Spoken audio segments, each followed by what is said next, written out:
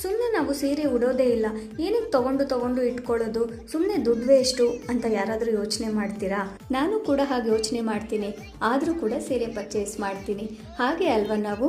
ನಾನು ಕೂಡ ಹಾಗೆ ಯೋಚನೆ ಮಾಡ್ತೀನಿ ಅಷ್ಟೇ, ಆದರೆ ಸೀರೆ ತಗೋತೀನಿ.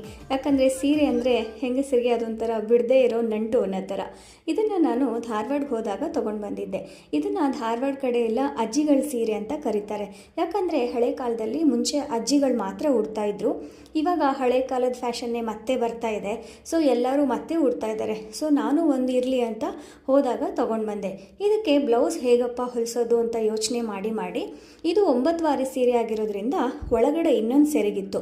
ಆ ಸೆರಗನ್ನು ನಾನು ಬಾಡಿ ಮಾಡಿಬಿಟ್ಟು ಅದನ್ನು ಬ್ಲೌಸ್ ಹೊಲಿಯೋಕ್ಕೆ ಕೊಟ್ಟಿದ್ದೀನಿ. ಬ್ಲೌಸ್ ಹೇಗೆ ಬರುತ್ತೆ ಅಂತ ಮುಂದಿನ ವಿಡಿಯೋದಲ್ಲಿ ತೋರಿಸ್ತೀನಿ. ಹಾಗೆ ನಾನು ಇದನ್ನು ಹೇಗೆ ಸ್ಟೈಲ್ ಮಾಡ್ತೀನಿ ಅಂತ ಕೂಡ ನಾನು ಮುಂದಿನ ವಿಡಿಯೋದಲ್ಲಿ ತೋರಿಸ್ತೀನಿ. ಇದಾಗಿತ್ತು ನನ್ನ ಸೀರೆ ಕತೆ.